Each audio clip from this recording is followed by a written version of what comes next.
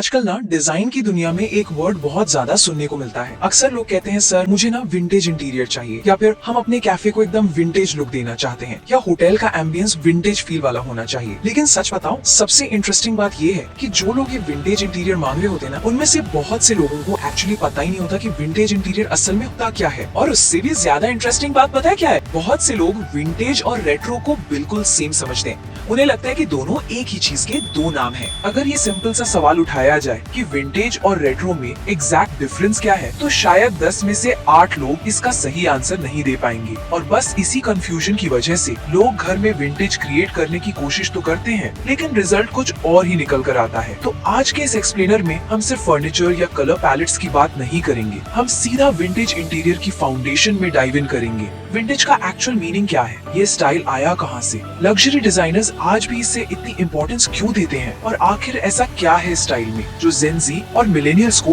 वापस विंटेज की तरफ खींच रहा है। बिलीव मी, इस सीरीज को देखने के बाद कोई भी vintage hotel, heritage property, luxury cafe या विंटेज स्टाइल घर पहले जैसी नजर से नहीं देखा जाएगा, नजरिया ही बदल जाएगा। तो चलिए शुरू करते हैं सेक्शन ए, फिर से वापसी। विंटेज फिर से लोकप्रिय क्यों है? देखिए, हम एक ऐसे टाइम में जी रहे हैं जहां ऑलमोस्ट हर चीज मास प्रोड्यूस्ड है। मतलब furniture mass produced, decor mass produced, और यहाँ तक कि इंटीरियर्स भी एकदम कॉपी पेस्ट। वही एक ही तरह का सोफा, एक ही टीवी यूनिट, एक ही वॉल पैनल और वही पिंटरेस्ट इंस्पायर्ड डिजाइन्स। अब इस एक जैसी दिखने वाली दुनिया से लोग थक गए हैं और इसी वजह से वो इंडिविजुअलिटी ढूंढने लगे हैं। People want homes with personality, ऐसे घर जो कोई कहानी बताते हों, homes that tell a story, ऐसे नहीं जो इंस्टाग्राम के हर दूसरे अपार्टमेंट की तरह दिखे। विंटेज इंटीरियर एग्जैक्टली वही प्रोवाइड करता है जो लोग ढूंढ रहे हैं, कैरेक्टर, हिस्ट्री, पर्सनालिटी और एक रियल सेंस ऑफ ऑथेंटिसिटी। इसीलिए अगर आप नोटिस करेंगे तो दुनिया भर में बुटीक होटल्स, लग्जरी रिजॉर्ट्स और प्रीमियम कैफेज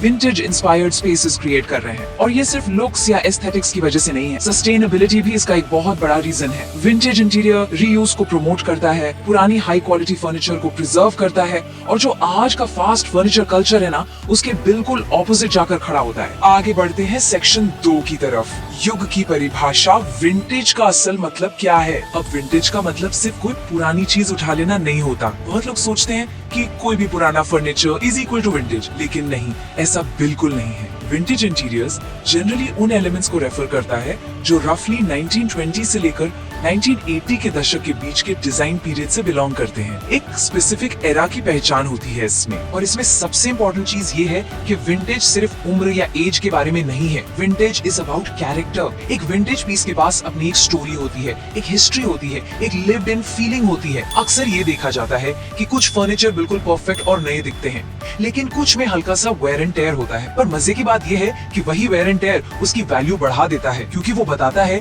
कि इस पीस ने असल में वक्त देखा है, उसने जिंदगी देखी है। और विंटेज डिजाइन इसी ऑथेंटिसिटी को, इसी सच्चाई को सेलिब्रेट करता है। अब आते हैं सबसे दिलचस्प हिस्से पर, सेक्शन 3, अल्टीमेट शोडाउन, विंटेज बनाम रेट्रो। इसे बिल्कुल सिंपल लैंग्वेज में समझते हैं। विंटेज इज ओरिजिनल और रेट्रो इज इंस्पायर्ड। मतलब अगर किसी के पास 1960s का एकदम ओरिजिनल टीक फर्नीचर रखा है तो वो विंटेज है, लेकिन अगर आज 2026 में कोई कंपनी उसी सेम डिजाइन को कॉपी करके, रिक्रिएट करके नया फर्नीचर बना रही है, तो वो रेट्रो कहलाएगा। विंटेज का पूरा फोकस ऑथेंटिसिटी पर होता है, जबकि रेट्रो का फोकस नॉस्टैल्जिया जगाने पर होता है। विंटेज आपको एक वार्म और कलेक्टेड फील देता है, वहीं रेट्रो थोड़ा ज्यादा बोल्ड और प्लेफुल वाइब देता है। मटेरियल्स की बात करें तो विंटेज में टीक, वॉलनट, ब्रास और बढ़िया हैंड क्राफ्टेड डिटेलिंग देखने को मिलती है, जबकि रेट्रो में क्रोम, ब्राइट कलर्स और बोल्ड शेप्स ज्यादा होते हैं। दोनों ही अपनी अपनी जगह ब्यूटीफुल हो सकते हैं, लेकिन दोनों सेम बिल्कुल नहीं है। चलिए अब टाइम ट्रैवल करते हैं सेक्शन 4 में, era walk through, vintage interiors का इतिहास। विंटेज डिजाइन रातों रात नहीं बना, इसका एक पूरा एवोल्यूशन है। 1920s और 30s के दशक में आर्ट डेको मूवमेंट आया। इसमें ज्योमेट्रिक पैटर्न्स,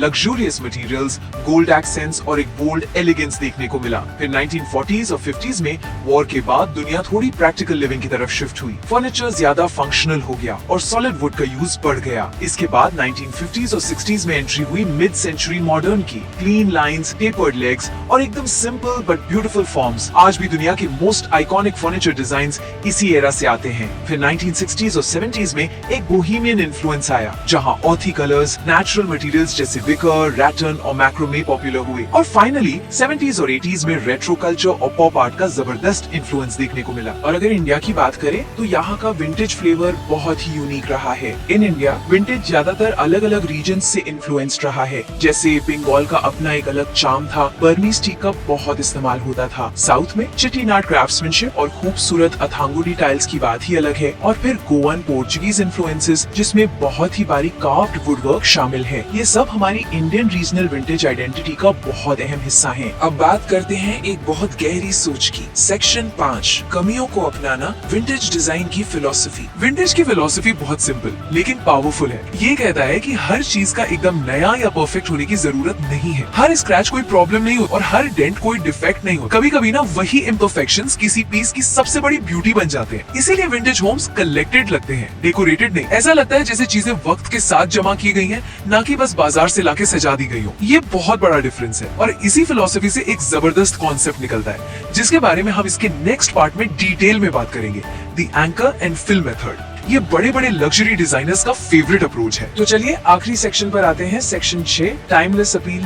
लग्जरी डिजाइनर्स आज भी विंटेज को क्यों इतना पसंद करते हैं? इसका रीजन बहुत ही सिंपल है। लग्जरी का मतलब सिर्फ एक्सपेंसिव या महंगा होना नहीं होता। असली लग्जरी का मतलब होता है यूनिक होना। आज जिसके पास भी पैसे हैं वो कोई भी एक्सपेंसिव फर्नीचर खरीद सकता है, लेकिन एक ऐसा पीस जिसके पास अपनी हिस्ट्री हो, अपना कैरेक्टर हो, एक रियल स्टोरी हो, वो रेयर होता है। और ये जो रेयरिटी है ना, यही असली लग्जरी क्रिएट करती है। इसीलिए दुनिया के बेस्ट बुटीक होटल्स और हेरिटेज प्रॉपर्टीज में विंटेज एलिमेंट्स देखे जाते हैं। लग्जरी डिजाइनर्स जानबूझकर विंटेज पीसेस को मॉडर्न इंटीरियर्स के साथ मिक्स करते हैं ताकि स्पेस एकदम टाइमलेस लगे, क्योंकि ट्रेंड्स तो आते जाते रहते हैं लेकिन कैरेक्टर वो कभी आउट ऑफ फैशन नहीं होता। नेक्स्ट पार्ट में हम बात करेंगे एक ऐसे कॉन्सेप्ट की जो विंटेज इंटीरियर के पूरे गेम को कम्प्लीटली चेंज कर देता है, the anchor and fill method. ये सिंपल सी टेक्निक डिसाइड करती है कि कोई घर सच में टाइमलेस लगेगा या फिर सिर्फ एक टेम्पररी मूवी सेट जैसा। अगर विंटेज इंटीरियर को सच में प्रोफेशनली समझना है तो इस सीरीज का नेक्स्ट पार्ट बिल्कुल मिस नहीं किया जा सकता। पर जाते जाते एक बार इस सवाल पर जरूर सोचिएगा, क्या आज की इस मास प्रोड्यूस दुनिया में ऑथेंटिसिटी और इतिहास ही